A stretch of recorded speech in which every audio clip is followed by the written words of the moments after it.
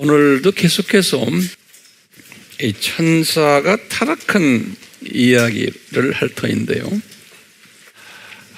오늘 주제는 이 창조 목적 학교의 교감인 그 사탄에 대해서 좀 자세히 공부하게 될 것입니다. 이 사탄을 하나님이 왜 허락하셨는가? 여기에 대해서 오늘 좀 자세히 좀 보려고 해요. 우선요, 이 루시퍼가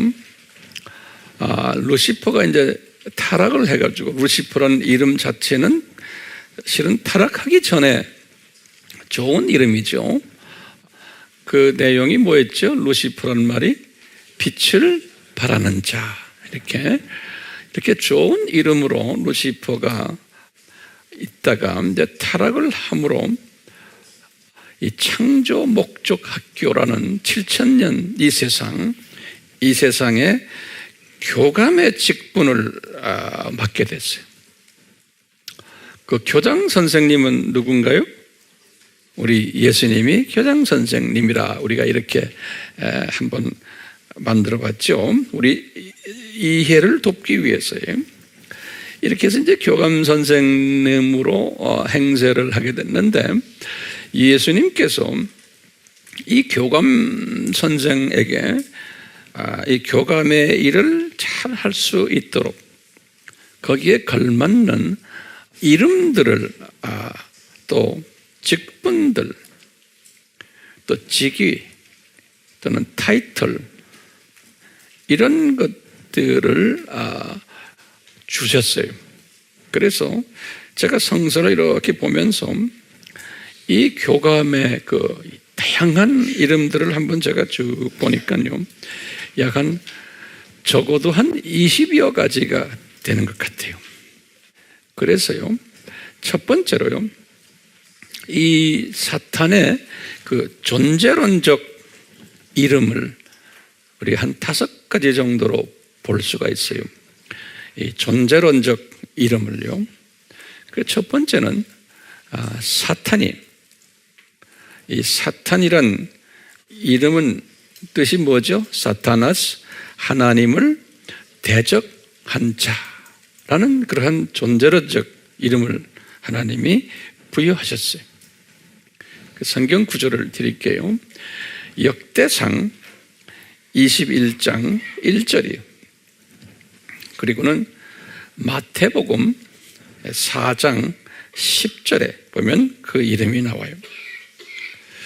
두 번째로 존재론적 이름은 붉은 용이다, 이렇게 지칭했어요. 요한계시록 12장 3절에.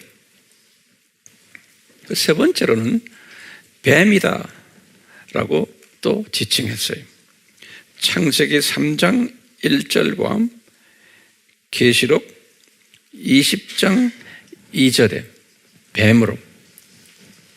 네 번째로는요, 이 귀신의 왕이다,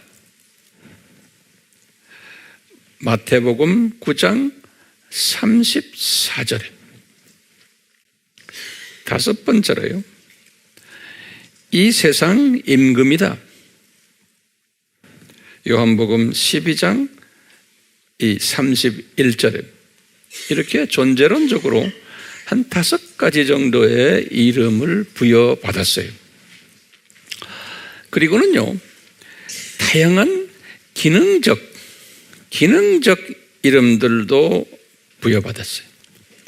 우리가 이런 공부를 다 해야 되는 게, 그래야지만 성서가 눈에 들어와요. 그리고 하나님의 뜻을 우리가 더 밝히 알 수가 있어요. 자, 기능적 이름들.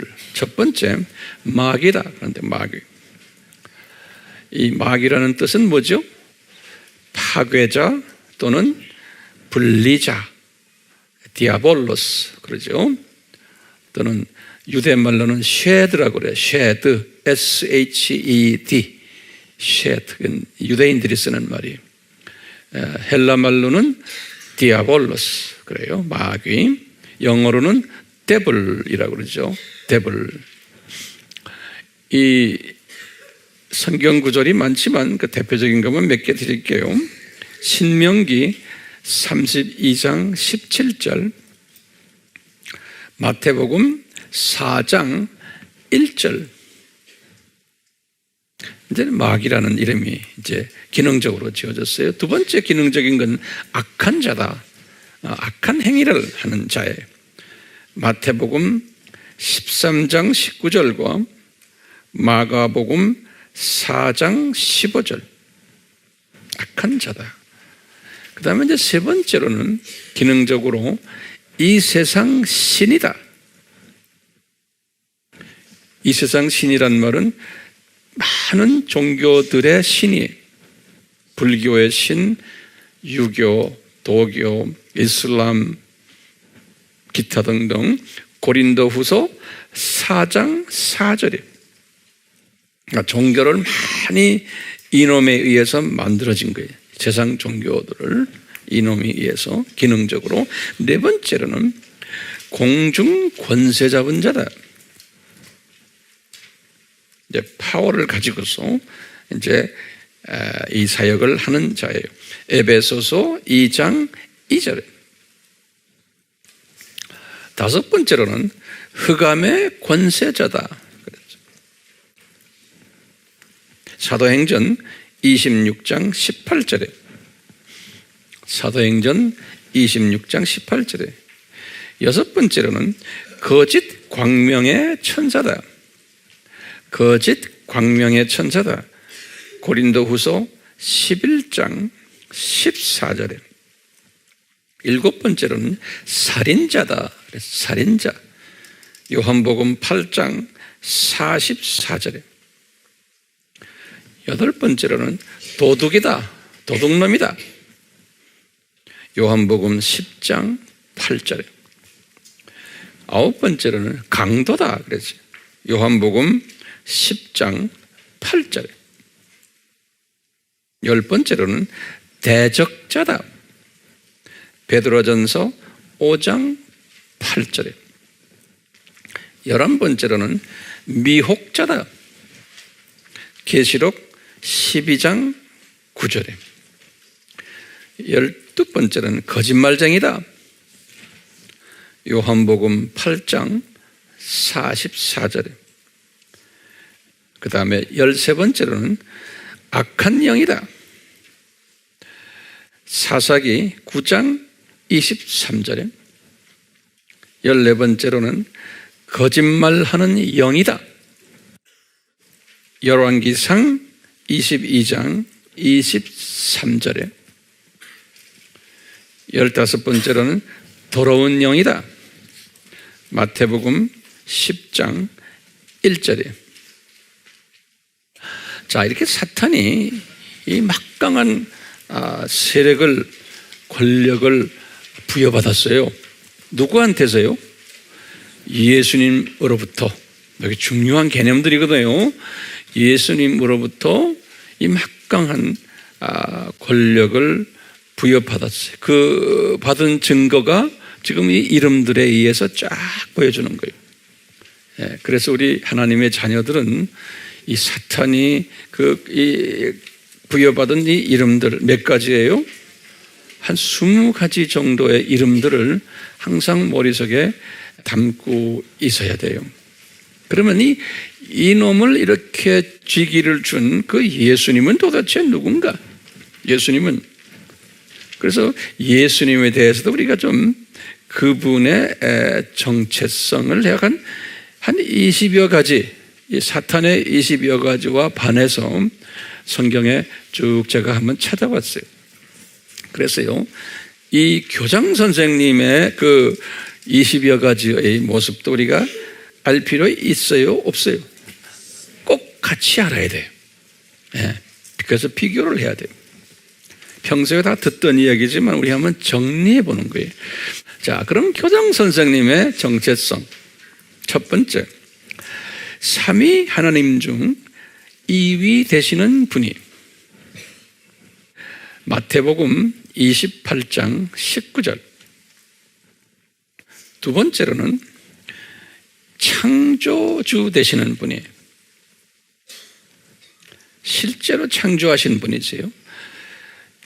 요한복음 1장 3절, 히브리서 1장 2절, 에베소서 3장 9절. 자, 세 번째로는 이분은 창조의 근본 되시는 분이에요. 근본이란 말은 시작하신 분, 이렇게 보시면 되겠어요. 계시록 3장 14절에. 자, 그 다음에 네 번째로는 이분이 그럼 무엇으로 창조하셨냐? 말씀으로 창조하신 분이에요. 시편 33편 6절에 말씀으로 창조하신 분이에요. 그 다음에 다섯 번째는 또 성서에 보면 손으로도 창조하셨어요. 욥기 10장 8절, 또 시편 8장 6절, 또 시편 19장 1절. 결국은 손으로 창조하셨다 그랬어요. 여섯 번째는 권능과 지혜로도 창조하셨어요. 예레미야 10장 12절에. 이렇게 창조하신 이분이 또 무엇까지 하시냐면 일곱 번째로 이 예수님의 손으로 이 피조물들을 붙잡고 계세요. 손으로. 시편 37편 24절에. 여덟 번째로는 말씀으로도 붙잡고 계세요. 히브리서 1장 3절에. 또 아홉 번째로는 이분이 화가 나실 때는 손으로 치시는 분이에요. 손으로 피조물들을 치셔요. 이사야서 5장 25절. 이제 열 번째로는 이분이 이 모든 피조물들, 하늘과 땅의 모든 피조물들을 소유하신 분이에요. 창세기 14장 19절 또는 22절에 하늘과 땅의 모든 피조물들을 소유하신 분이 예수님이세요. 교장 선생님이. 자, 11번째로 하늘과 땅의 모든 권세를 아버지로부터 부여받으셨어요. 마태복음 28장 18절에. 그 다음에 12번째로 이분이 땅의 모든 민족을 통치하시는 분이세요. 지금 우리가 남북 문제도 이게 다 예수님의 통치하에서 지금 일어나고 있는 거예요. 시편 67편 4절과 103편 19절. 그 다음에 13번째로 만물 위에 머리가 되시는 분이세요. 에베소서 1장 22절, 히브리서 2장 8절. 14번째는 만물을 발 아래에 두시고 복종케 하시는 분이에요. 고린도전서 15장 27절에. 또 이분은 15번째로 만왕의 왕이세요. 디모데전서 6장 15절.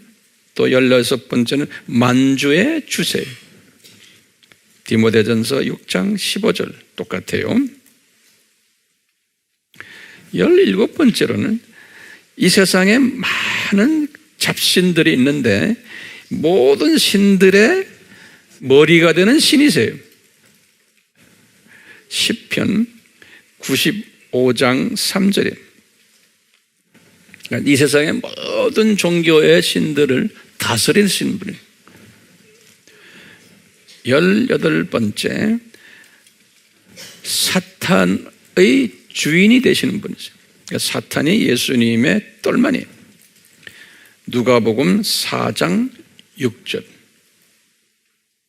그리고는 19번째로 사탄을 장중에 두시고 사탄에게 제한된 능력을 부여하신 분이세요.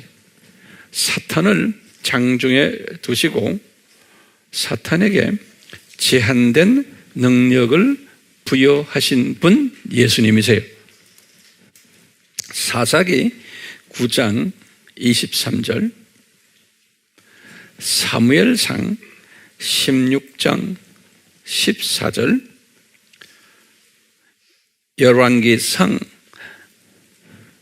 22장 23절, 욥기 1장 6절에서 12절, 또 욥기 2장 1절에서 6절. 마지막으로 20번째는 이분이 창조목적학교 교장 선생님이신 거예요. 자, 그러면 제목을 바꿔서요. 예수님이 이 교감을 어떻게 사용하시는가요? 첫 번째는 이 영토를 허락하셨어요. 이 사탄이 사용되는 영토를. 그 영토가 1층천과 2층천이에요. 그래서 우리 에베소서 2장 2절에 뭐라고 그랬어요? 공중 권세 잡은 자, 그런 거예요. 그리고는 두 번째로는 또 이 땅에서도 잘 수행하도록 땅에 거하게 했어요. 그래서 이 땅에서도 우리 주변에도 왔다 갔다 해요. 이 사탄이 어떻게 하느냐? 욥기 1장 6절에 보면 그랬어요. 욥에게 시험을 줄 때 예수님이 너 어디 갔다 왔냐? 제가 이 땅에서 왔다 갔다 했습니다. 사탄이 그러는 거예요. 예. 세 번째로는요, 이제 천년 왕국이 이제 시작되기 전에 천년 동안 요 사탄을, 제일 높은 놈이에요. 요 사탄을 음부로 집어넣어요. 나머지 똘마니들은 그대로 놔두지만 천년 왕국 시작될 때 요한계시록 20장 2절에 네. 그리고는 천년 왕국이 끝날 때 다시 음부에서 끄집어내서 또 일을 시켜요.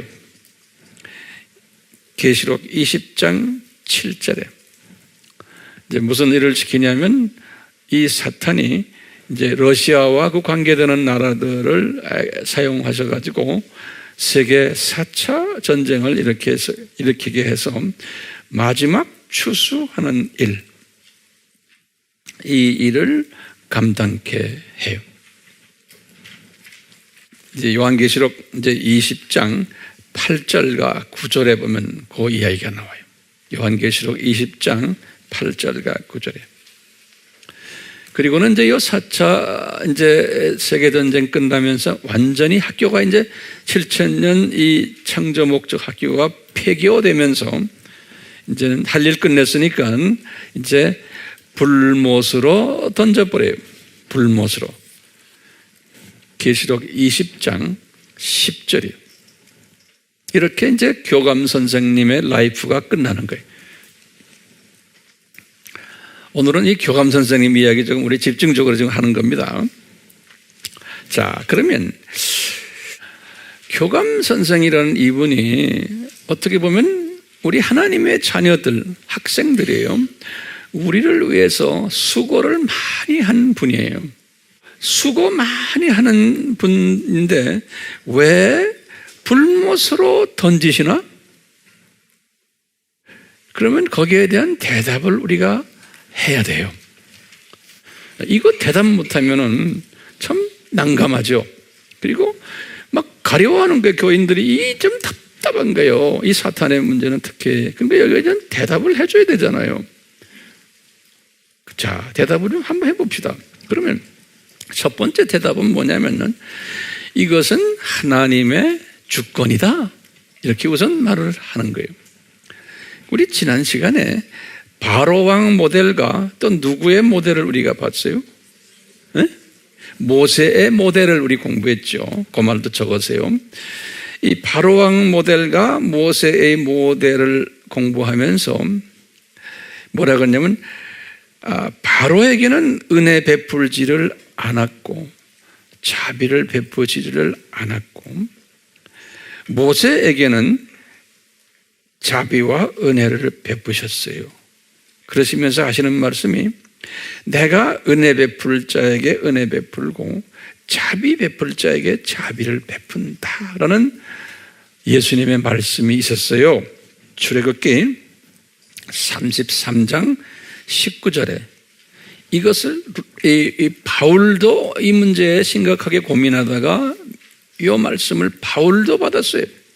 로마서 9장 15절에. 그러면서 뭐라 그러냐면요, 예수님께서 교장 선생님이 자기의 이름을 온 땅에, 다시 말하면 이 학교에, 7,000년 학교에 선포하기 위해서 요 부교장을 사용하셨다는 거예요. 부교장과 그 팀들을 사용하시고는 이제 사용이 다 끝난 후에 이제는 용도 폐기를 하신다는 거예요. 용도 폐기를. 출애굽기 9장 16절, 로마서 9장 17절에서 18절에 이렇게 이 문제에 대해서 고민하고 있던 바울에게 이것을 설명해 주는 거예요. 바울에게. 예. 그러면서 바울에게 하나님의 주권의 그 내용을, 그 정체성을 이런 식으로 설명해 주는 거예요. 이 바로왕 모델과 또 누구 모델이에요? 모세 모델을 통해서. 그러니까 이것이 우리의 삶 속에도 그대로 적용이 되는데, 근데 이제 우리 이거 가지고도 시원찮은 거예요. 그러니까 이제 크리스천들 중에서 질문하는 이런 사람들이 있어요. 하나님이 사랑이신데, 그러면서 성경에 어디에 나옵니까? 하나님이 사랑이라는 것. 그러면 우리가 그걸 성경도 알아야 돼요. 어디에 나와요? 요한 1서 4장 16절에 이거 다 메모리 하셔야 돼요. 요한 1서 몇 장 몇 절이요?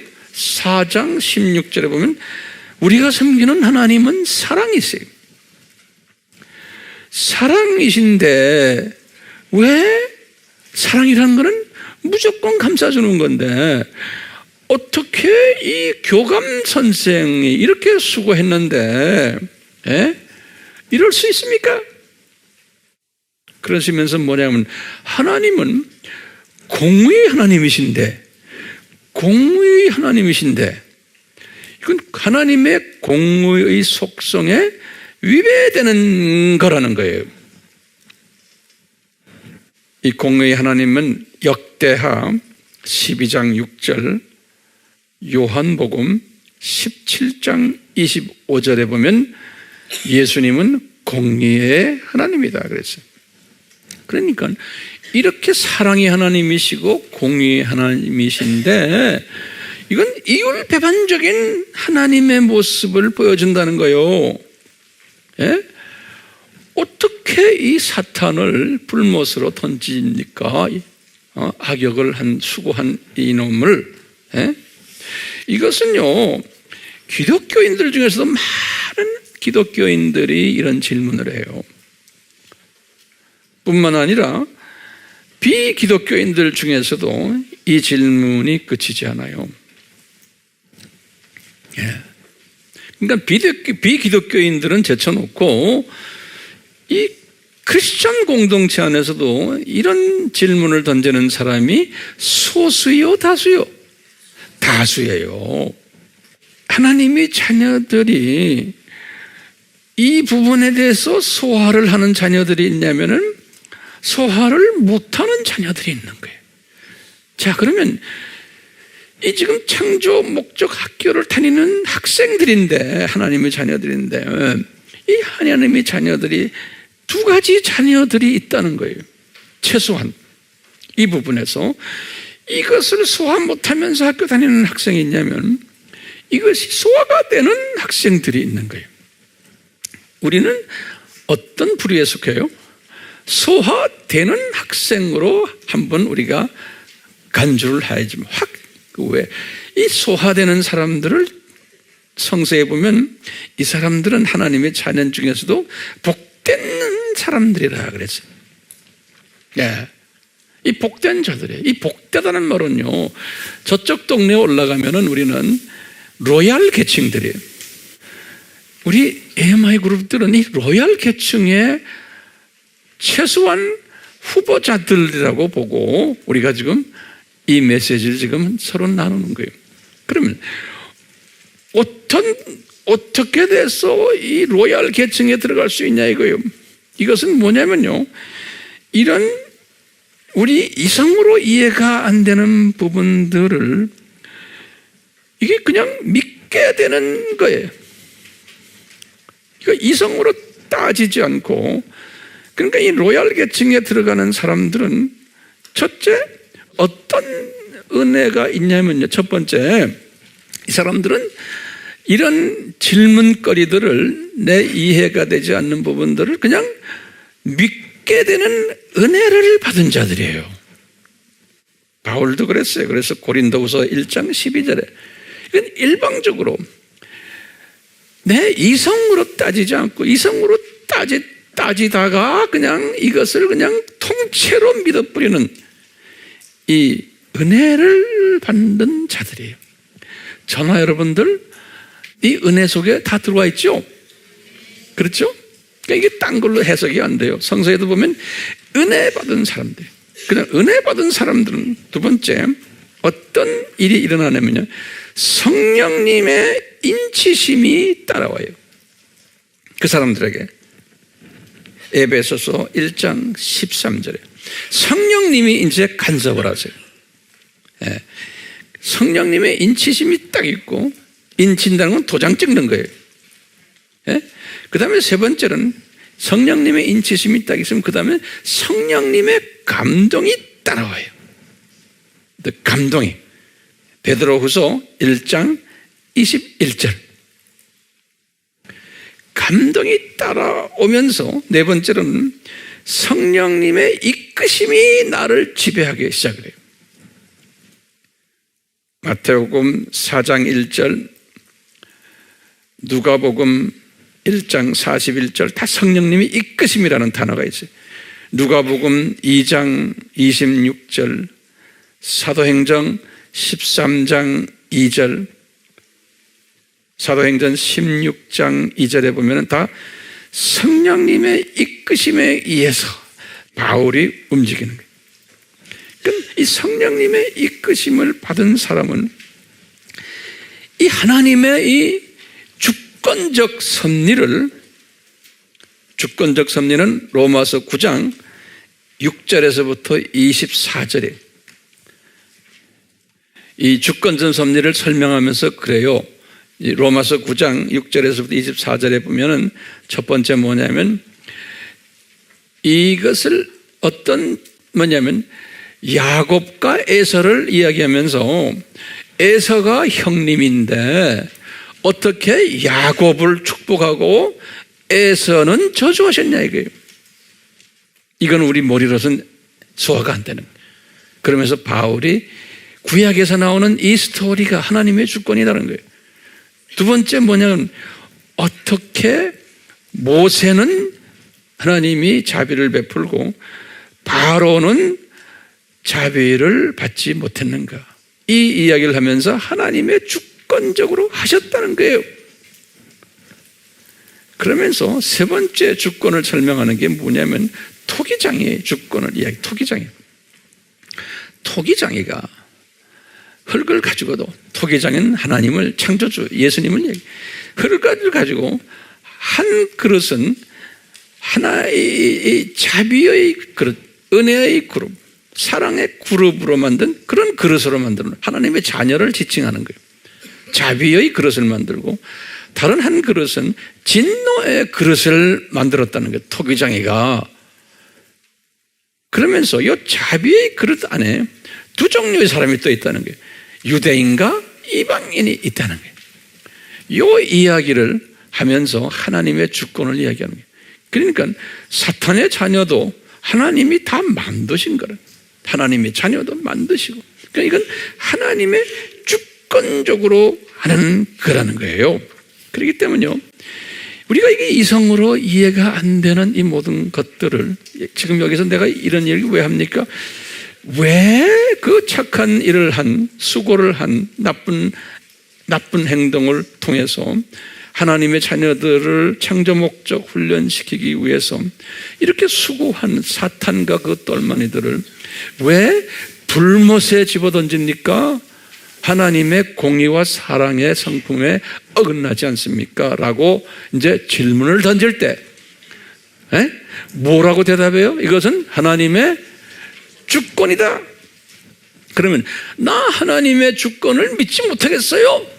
이게 요새 진보 사상을 가진 신학자들의 이야기예요.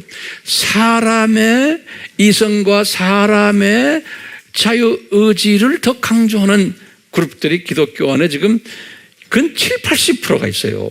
그러니까 대부분의 기독교인들이 이 카테고리에 들어가요. 그렇기 때문에요, 우리같이 생각하는 그룹들은요, 하나님의 주권을 우선적으로 생각하는 그룹들은 소수예요. 그러니까 여러분들, 이 소수입니까? 여러분들은 아닙니까? 소수죠. 그러니까 이 주권을 인정하는, 바울도 주권을 인정한 사람이에요.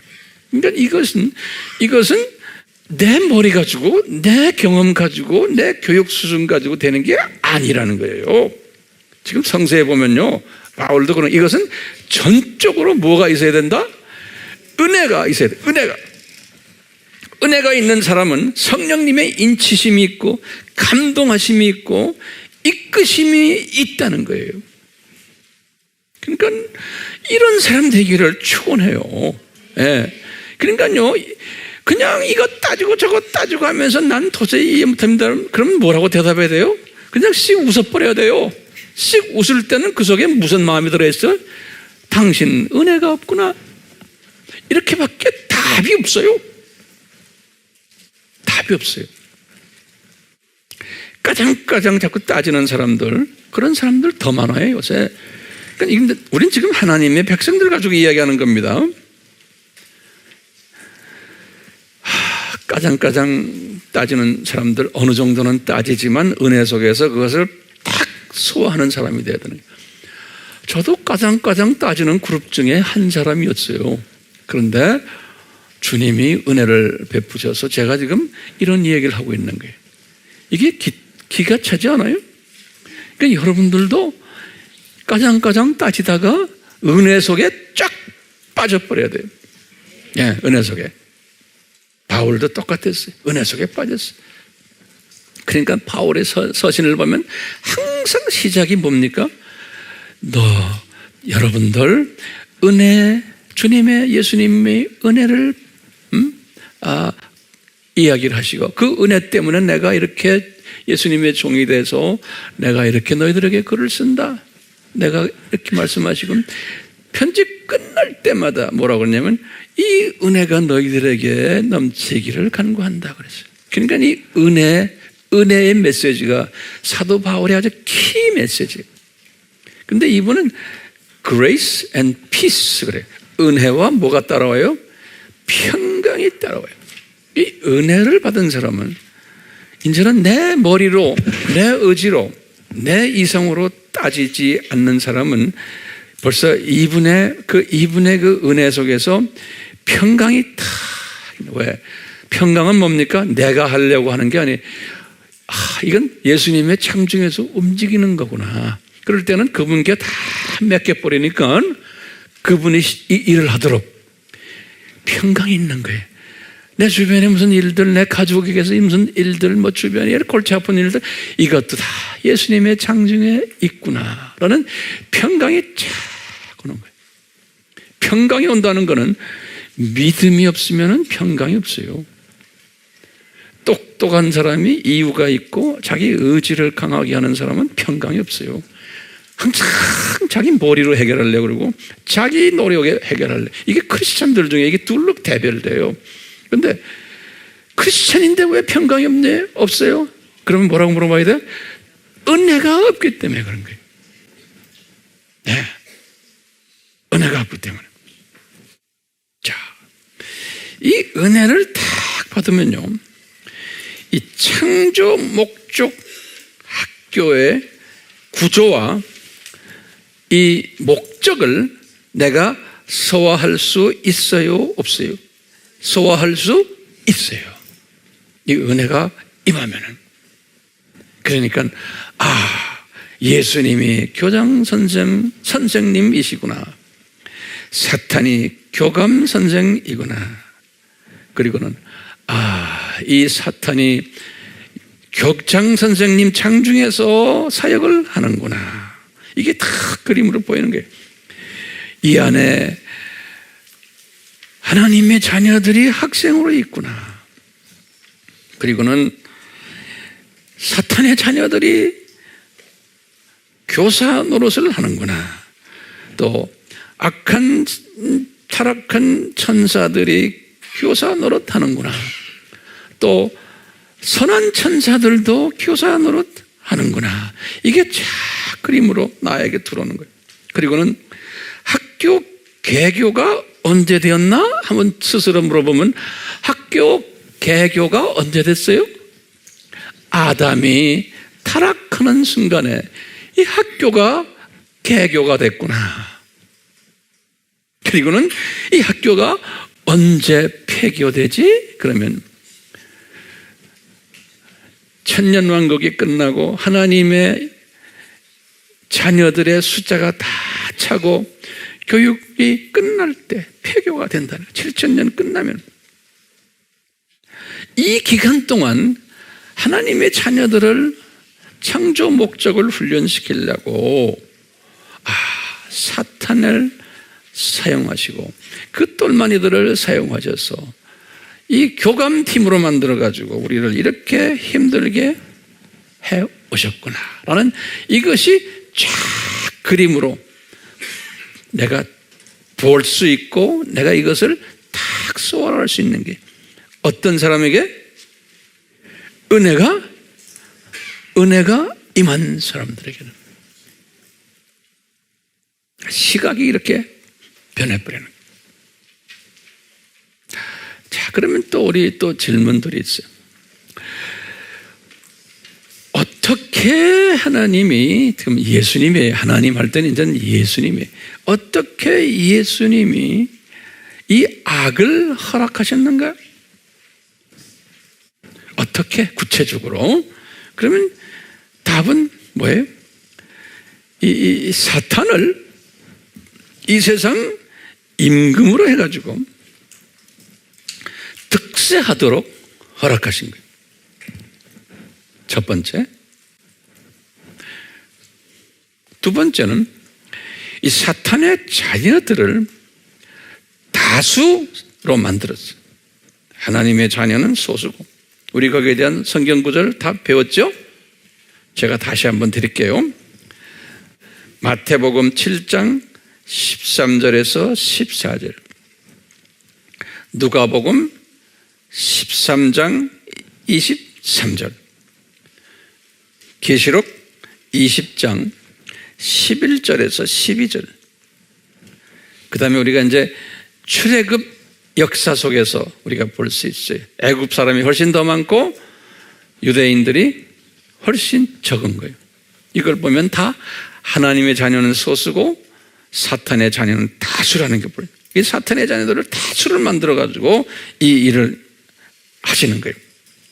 세 번째로는요, 이 사탄이 이 세상 신이 돼가지고 사탄 밑에 많은 종교들을 만들어가지고 이 일을 하게끔 디자인하신 거예요. 이 기독교 교회 밖에 불교, 이슬람교, 힌두교, 조로아스타교, 유교, 도교, 일본의 신도교, 샤머니즘 이런 것들 종교들을 만들어 가지고 이게 기독교 교회 밖에 있는 종교예요. 예. 이 종교를 만들어가지고 이 종교 안에 있는 사람들로 하여금 하나님의 자녀들을 이제는 핍박하도록 디자인하신 거예요. 하나님의 자녀들을 교회 밖에서 그래가지고 하나님의 자녀들에게 불이익을 주고 다 허락하신 거예요. 천대받게 하고 하나님의 자녀들이 차별받게 하고 미움받게 하고 심지어는 순교까지 당하게 요놈들을 사용해오고 있는 거예요. 오늘날도 지금 마찬가지. 지금 우리 북한에 지금 하나님의 자녀들이 얼마나 그 뚱뚱이한테 지금 고생하고 있어요. 이 하나님이 허락하신, 예수님이 허락하신 거예요. 예. 그놈이 잘나서도 아니에요. 주님이 다 허락하신 거예요. 예수님이 하늘과 땅의 모든 권세를 가지신 분인데 그 북한에 주님이 사랑하는 백성들 그 고생하는 걸 보고 예수님이 지금 열중시하고 계세요? 아니에요. 다 허락하셔가지고 하나님의 크신 숨겨진 디자인 속에서 이게 지금 움직이는 거예요. 우리 공부했죠? 왜 그분들이 저렇게 고생할까? 이 남쪽에 있는 하나님의 자녀들을 통해서 세계 복음화 하는 일에 참여하도록 하늘의 죽은 미랄들이 거기에 지금 있게 하신 거예요.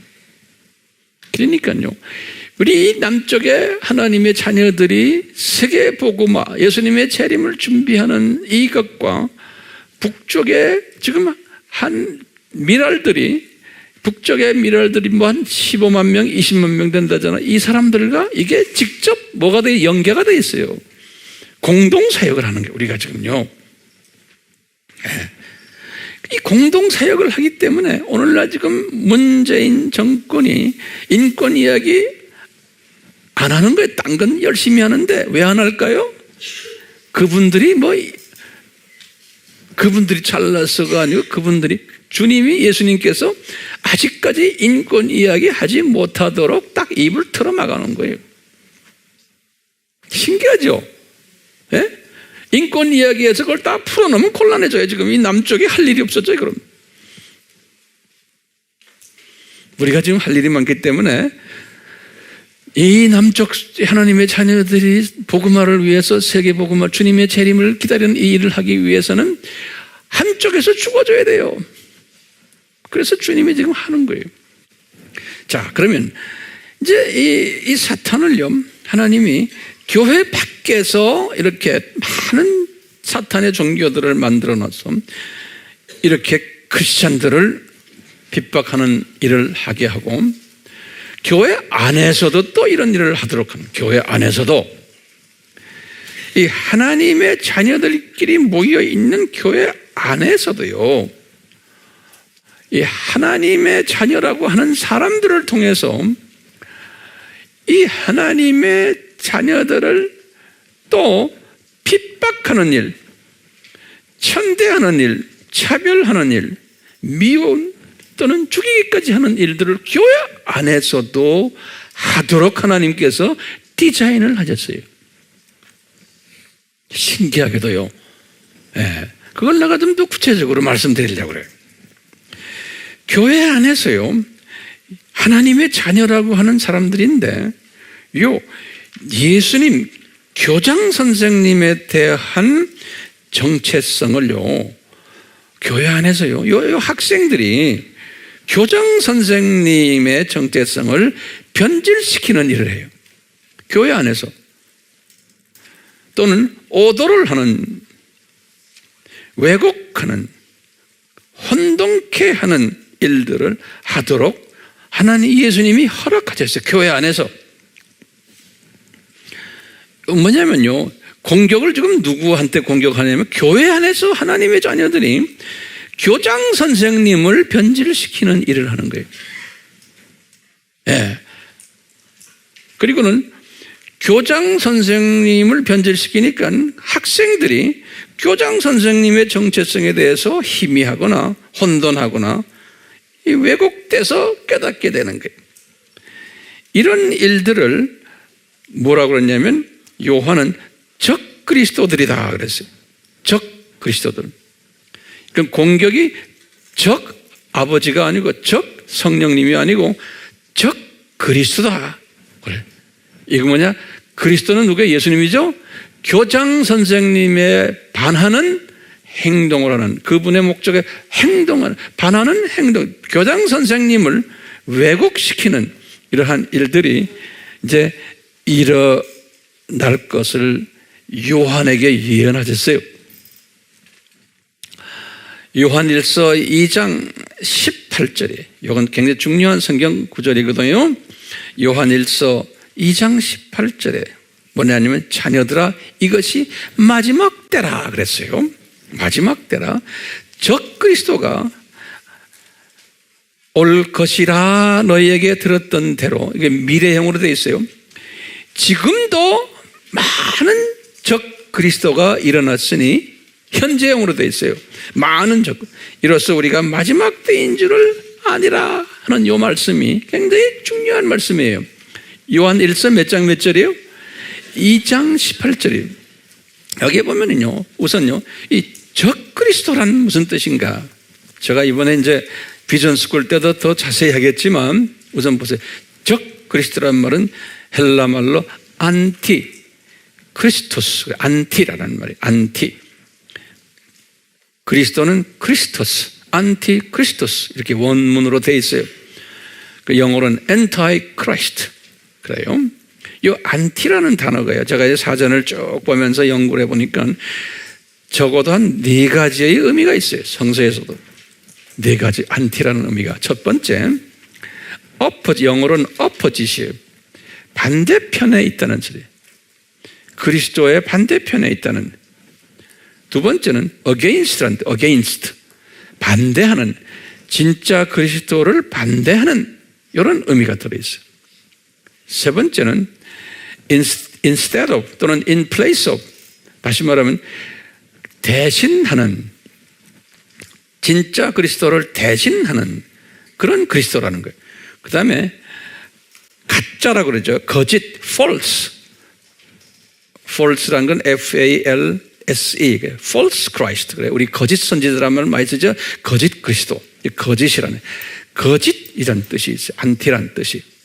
몇 가지가 있어요? 4가지. opposite, against, instead of, false. 그리스도를 이런 4가지 차원으로 자기네가 만드는 거예요. 이 사탄에 의해서. 다시 말하면요, 이 교감 선생님과 그 그룹들이 교장 선생님을 공격하는 거예요. 교장 선생님을. 이렇게 다 허락하신 거예요. 어떻게 보면 잘 들어보세요. 이제 보시면 지금 요한 1서를 쓸 때가 언제였냐면 주후 85년이에요. 주후 85년 때 지금 이 말씀 하신 거예요. 적 그리스도들이 많이 나올 것이고 현재도 적 그리스도들 그랬어요. 복수로 됐어요. 이미 일어났다는 거예요. 그런데 지금이 마지막 때라는 거예요. 그 당시에 지금 말하는 거예요. 그러면 도대체 지금 요한이 말하는 마지막 때라는 게 무슨 뜻이냐 이거예요. The last days 그랬어요. 성경은요, the end time, 마지막 때 그러면 뭘 이야기하냐면요, 예수님의 초림부터 시작을 해서 예수님의 재림까지의 기간을 마지막 때라 그런다고. 그것을 교회 시대라, 교회 시대. 다시 말하면 이 교회 시대 때, 이때는 약 한 2000년 아니에요? 이 교회 시대 때는 이 소위 적 그리스도들이 많이 출현할 것이라는 거예요. 이거 예언을 하신 것은, 이것은 우연히 나오는 게 아니고 하나님의 허락하에 디자인됐다는 의미가 있어요. 이거 여러분들이 잊지 말아주세요. 예? 그냥 우연히 어떻게 누가 잘못해서 이렇게 나오는 게 아니고 이건 하나님의 퍼펙트 디자인 속에서 이런 일들이 일어날 거라는 거예요. 그래서 예수님이 우리 마태복음 13장 33절에 뭐라고 그랬어요? 누룩이 이제 나올 것인데 빵 전체를 부풀게 만들 거라는 말씀 우리 기억나시죠? 이 적그리스도의 가르침이 전체 교계를, 하나님의 자녀들 공동체를 공략할 거라는 거예요. 이게 우리 또 질문인 거예요. 어떻게 이런 적그리스도를 이렇게 미리 디자인하셔가지고 할 것인가? 근데 지금 보세요. 무슨 적 성령님이에요? 아니에요. 적 뭐예요? 성부님이에요? 아니에요. 적 그리스도예요. 그것도 적 예수님이라고 말하지 않았어요. 적 그리스도다 그랬어요. 이거 굉장히 중요한 개념이에요. 자, 보세요. 처음 500년 동안 이 예수님을 공격하는 적 그리스도들 우리 다 공부했어요. 처음에 뭡니까? 에비오니즘에 벌써 1세기 때 뭡니까? 에비오니즘은 누구를 공격하는 거예요? 예수님의 신성을 공격하는 거예요. 에비오니즘. 두 번째, 도케티즘이에요. 예수님의 인성을 부인하는 거예요. 다 예수님에 대한 공격이에요. 이거 우리 예수님이 다 허락하신 거예요. 그 다음에 그노트시즘, 영지주의. 이건 예수님의 인성을 부인하는 거예요. 예수님은 사람이 아니다. 그분은 거룩한 100% 하나님이시다. 또는 우리 4세기에 와서 아리아니즘이에요. 우리 다 공부했죠? 이건 누구를, 예수님에 대한 뭘 공격해요? 예수님은 사람이다. 예수님의 신성을 부인하는 거예요. 이런 것들 때문에 우리 무슨 회의가 있었어요? 갈케톤 공회가 있은 거예요. 451년에. 그래서 이제 갈케톤 공회를 통해서 뭐가 있었어요? 삼위일체론, 이제 기독론이 뭡니까? 100% 예수님이 100% 사람이시고 100% 누굽니까? 신이시다라는 것을 정립하는데 500년 가까이 간 거예요. 이건 적그리스도들이 그 500년 동안 이 큰 적그리스도들이, 지금 이 말하는 적그리스도들이 교회를 강탈했어요. 예. 이럴 때마다 그 안에서 진짜 그리스도를 찾는 일들이 자연적으로 일어나게 돼 있죠. 적그리스도를 허락하시는 것은 하나님의 자녀들 중에서 이 진짜 그리스도를 찾는 사람들이 나오도록, 그거에 대해서 더 안타깝게 그거를 갈급하는 사람이 나오도록 하나님이 다 디자인하신 거예요. 네. 자, 그리고는 이 칼케톤 회의가 끝난 후에 소위 이것은 초대교회예요.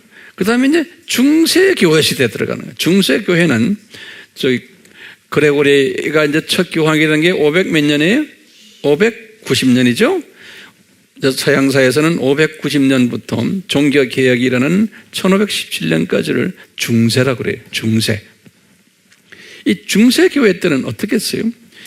이 칼케톤 공회에서요, 또 누룩을 만들었어요. 새로운 누룩. 그게 뭡니까? 마리아 신학이. 그리고는 성인 숭배 신학, 연옥 신학, 그리고는 또 교황을 높여가지고 예수님의 대리자로까지 만들어 놓은 신학을 만든 거예요. 다 예수님이 가는 이야기. 그래가지고 이 1000년 동안 엄청난 이 적그리스도들이 교회 안을 완전히 뒤집어 버렸어요.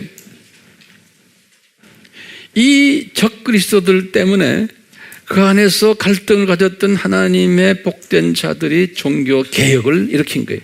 이게 아니다. 그래가지고 종교 개혁을 해가지고 지금까지 쭉 온 게 이제는 중세를 지나서 이제는 소위 말하는 근대사예요. 근대사. 근대사에 들어오면서 이것보다 더 강력한 적그리스도가 나타난 거예요. 그래서 종교개혁부터 슬슬 이제 진보주의 사상이 들어오면서 나중에 이제 20세기쯤 들어와서 무슨 사상이 들어왔어요? 종교다원주의가 들어온 거예요. 이것이 지금 오늘날 교회를 강탈을 하고 있어요. 그리스도에 대한 이 강타하는 장면이 종교다원주의가, 이 사탄이 지금 교감이 교장 선생님을 지금 공격하는 거나 마찬가지. 그러면 종교다원주의가 뭡니까? 모든 종교는 다 그리스도가 있다. 그 그리스도를 통해서 한 하나님에게 간다 라는 개념에 그리스도가 있다는 거예요. 이게 누가 만든 거면 타종교 사람들이 만든 게 아니에요. 이거는 기독교인들이 만든 학설이에요. 종교다원주의는요. 이거 잊지 말아주세요. 이건 교회 안에서 일어나는 이 누룩 사상이에요. 그래가지고 불교의 그리스도는 누구다? 부처다. 그러니까 그 부처를 통해서 불교인들은 다 우리가 믿는 한 하나님에게 간다라고 믿는 거예요. 이슬람교의 그리스도는 누구예요? 마호멧이다. 그 마호멧을 통해서 간다는 거예요. 우리 다 공부 다 했죠? 유교는 공자다. 힌두교는 비슈나다. 기독교는 누구예요? 그리스도가 얘들이 말하기를 예수다 그러는 거예요. 이 그리스도란 말. 그러니까 기독교의 예수님은 많은 그리스도 중 한 분이시다. 이렇게 교장 선생님을 말이죠. 이놈들이 이렇게 만들어 놓은 거예요. 그런데 예수님이요, 이 본인이 재림 가까울 때, 다시 말하면 이제 이 창조 목적 학교가 고학년에 들어올 때, 이제 마지막 거의 이제 고학년에 들어올 때 무슨 일이 일어나는데, 그 나라에 일어나는 일 중에 가장 큰 그게 일어나는 게 교장 선생님의 정체성을 공격할 일이 일어난다는 거예요. 마태복음 24장 23절에서 28절. 그래서 그리스도가 여기 있다, 저기 있다, 이 종교, 저 종교에 있다라고 이런 일들이 이 교장 선생님에게 덤벼드는 일들이 일어날 거라는 거예요. 네. 그래서 내가 이 디자인을 가만히 묵상하면서요, 학교 시스템을 보면서요, 오늘날 학교 우리 안에 또는 이 교육청 이런 안에 뭐가 있어요? 교육 노조가 있죠. 노조. 그래서 노조와 비슷한 개념으로 보시면 돼요. 노조와. 이 교장 선생님의 그 정체성을 이렇게 강력하게 변질시키는 일을 누가 허락했어요? 교장 선생님이 허락하신 거예요. 교장 선생님이. 그래가지고요, 교장 선생님의 정체성을 변질시키고 오도시키고 왜곡시키고 혼돈시키고 이런 일을 이 교감팀들이 주체가 돼서 하는데, 요 교감팀들이 소위 노조팀들인데, 이 노조팀들이 기독교 공동체, 노조 안에 지금 종교다원주의를, 노조가 지금 깃발 들고 하는 게 종교다원주의를 지금 외치는 거예요. 노조가. 다시 말하면 누구를, 이 교장 선생님을 모욕하는 거예요. 교장 선생님을 모욕하는 거예요. 요 학생들이. 근데 거기에 주체가 된 게 누구예요? 교감팀들이, 교감이. 그러면서 이제 하는데, 지금 학생들이 그 노조가 지금 깃발 들고 하는데, 그 노조의 가입하는 학생들이 있다는 거예요. 그게 숫자가 오늘 지금 그 노조에 가입한 학생들이 지금 로마 카톨릭, 정교회, WCC의 멤버들이 거의 다가 거기에서 이 노조에 가입해가지고 예수님의 안티크라이스트, 예수님의 정체성을 안티크라이스트화 하는데 같이 깃발을 들고 다니는 그러한 일들이 지금 일어났는데 그게 지금 다수로 일어나는 거예요. 다수가 될 것을 예수님이 다 예언하셨잖아요. 지금 이 기독교 공동체 안에 가입한 회원이 있냐면은 그 가입한 회원들은 누구 편이에요? 이제는 우리 마태복음 24장 28절에 보면 그게 죽은 시체들이라고 그랬어요. 그러니까 구원이 없어지는 거예요. 예수님이 말씀하신 거예요. 예. 노조에 가입한 사람은 이미 교장의 사랑 안에서 떨어져 나간 사람. 그 다음에 같은 하나님의 자녀들인데 노조의 회원인데 이 노조가 지금 하는 일에 노조가 하는 일이 뭐예요? 적 그리스도 행동이에요. 자, 지금 교장 선생님을 변질시키는 교장 선생님이 덤벼드는 일들이에요. 그것에 노조하는 일에 무관심한 자들도 분명히 있죠. 회원들, 노조 회원 중에 다시 말하면 우리 노조 투표하자 그러는데 투표도 참여 안 하는 사람들 있죠. 항상요. 예? 무관심파들도 꽤 있는 거예요. 교회 안에. 그러니까 뭐 다원주의든 아니든 우리 교회가 그렇게 하든 안 하든 난 관심 없어요. 난 그냥 열심히 교회만 다니고 내 필요한 것만 채워주시는 예수님만 난 따르면 돼요. 이런 사람들이 있어요. 무관심파들도 있어요. 그 다음에 또 어떤 파가 있냐면 중립파도 있어요. 저 사람들한테 가서는 저쪽 편 들고 저쪽 편은 이쪽 편 들고 요때 이런 밥맛 없는 파들 있죠. 카멜리온처럼 왔다 갔다 하는 그룹이 있어요. 다 있어요. 어디 가나. 그 다음에 무슨 파가 있어요? 교장을 적극 지지하는 파가 있어요. 다시 말하면 반교감파들. 네, 반교감파들. 그래서 니네들은 뭐냐 이놈들아. 왜 교장 선생님 가지고 이러느냐. 그분 얼마나 좋은 교장 선생님인데. 이런 파들이 우리는 지금 어느 파예요? 반교감파예요. 노조 안에 있는데 노조의 그 위에 분들 그 교감 쪽에 있는 사람들을 따르지 않고 적극적으로 교장 선생님의 편을 드는 사람들이. 자, 그러면 이게 우리 질문 중에 하나가요. 이런 속에서 왜 교장 선생님이 가만히 계실까? 이 소용돌이 속에서 왜 지금 오늘날 교회가 이렇게 시끄러운데 교장 선생님을 변질시키고 교장 선생님의 정체성을 혼돈시키고 있는 이때에 타 종교나 기독교가 같다 그러고 다 그리스도가 다 거기 있다고 그러고 하는데 왜 진짜 그리스도는 이렇게 조용하신가? 왜 손을 보지 않으시는가? 왜 그 세력이 왜 더 많은가? 그리고 주 교단들이 왜 거기에 다 빠져버렸느냐? 근데 신기하게도 그 안에 지금 교장 선생님을 지지하는 그 사람들이 숨겨져 있는 거예요. 근데 이 사람들은 진짜 복 있는 사람들인 거예요.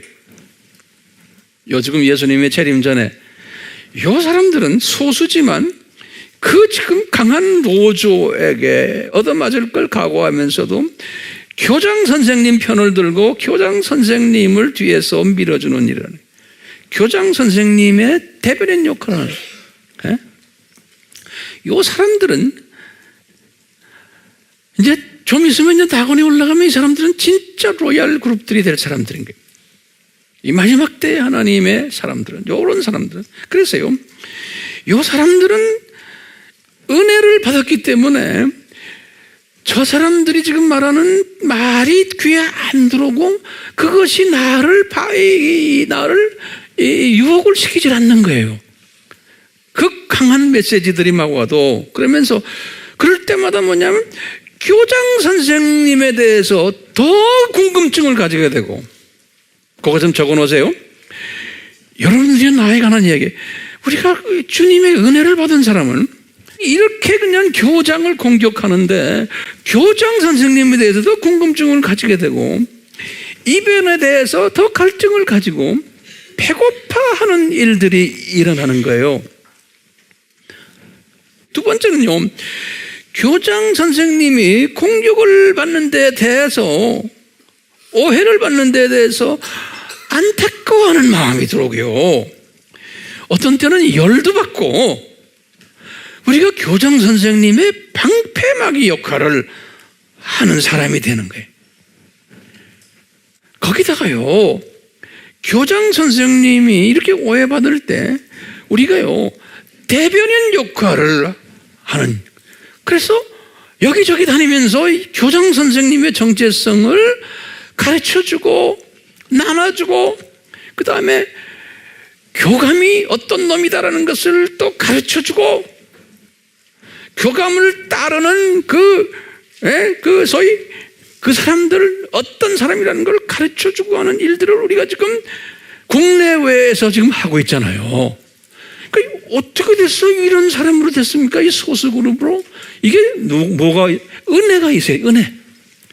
은혜를 받으니까 지금 이 소수그룹에 들어와가지고 핍박을 받으면서 우리가 이렇게 하는 거예요. 그러니까 교장 선생님은 지금 한마디도 안 하시고 조용히 계신 거예요.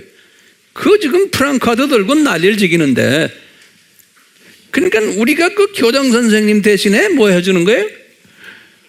방패 역할을 하면서 외쳐주는 일을. 그러니까 우리 교장 선생님이 교장실에 앉으셔가지고 얼마나 기뻐하실까? 네? 우리가 열심히 교장 선생님이 이런 분이다라고 외치고 다닐 때 우리 교장 선생님이 얼마나 우리를 이뻐하실까요? 자, 교장 선생님이 조용히 계시다가 언젠가는 어떻게 할까요? 이분이 분명히 우리에게 가르쳐줬잖아요. 이런 일들이 꼭 있어야 되고, 이제 때가 되면 내가 이제 나타날 거다. 교장 선생님이 교장 선생님 방에만 쭉 계시는 게 아니고 쫙 이제 발코니에 나타나시는 거예요. 이제 어떤 대모하는 그 반대파들 앞에 딱 나타나시면서 이분이 이제 행동을 취하실 것이라는 거예요. 우리는 이 때를 지금 기다리고 있는 거예요. 우리는요, 이 예수님이 이제 좀 있으면 오실 텐데, 예수님이 오시면서 이 모든 강성노조들을 다 손을 보실 거예요.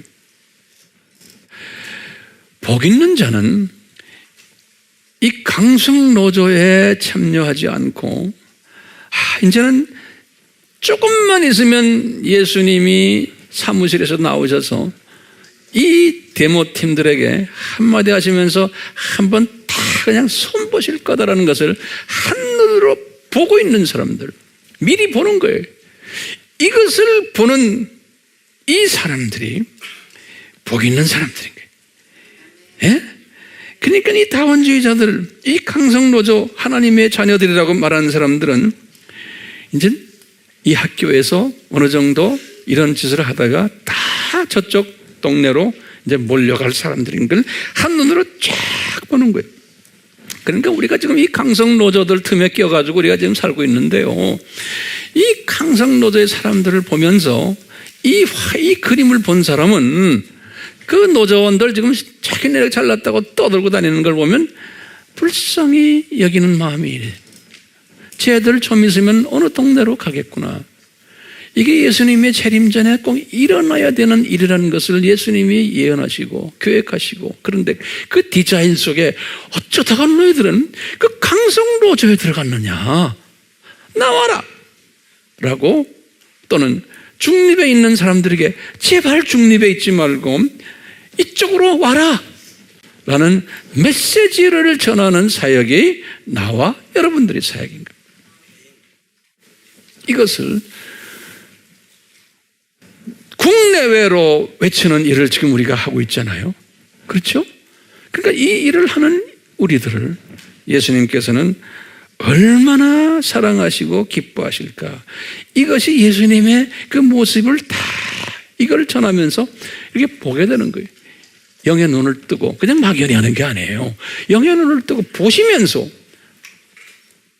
그렇기 때문에 시간 투자하시고 물질 투자하시고 나의 모든 내 탤런트 투자하시고 여기에 앞장서는 사람이, 이게 복 있는 사람인 거예요. 이게 로얄 그룹에 들어갈 사람들. 그렇기 때문에 우리는 교장 선생에 대해서 철저한 무장이 필요한 거예요. 그렇기 때문에 우리가 삼위일체론과 기독론 절대적으로 굉장히 중요한 거예요.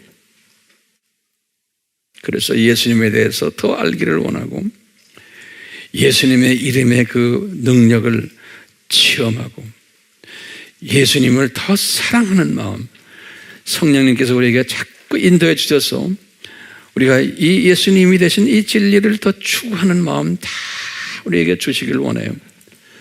그래서 우리가 막연히 그냥 예수님이 아니고 이제 이 험난한 지금 악한 노조들 속에서 우리가 서바이브 하려면 교장 선생님의 정체성을 더 구체적으로 알고 그 교장 선생님과 나와 가까운 인격적인 교제를 하는 이런 우리 모두가 되기를 축원할 수밖에 없어요.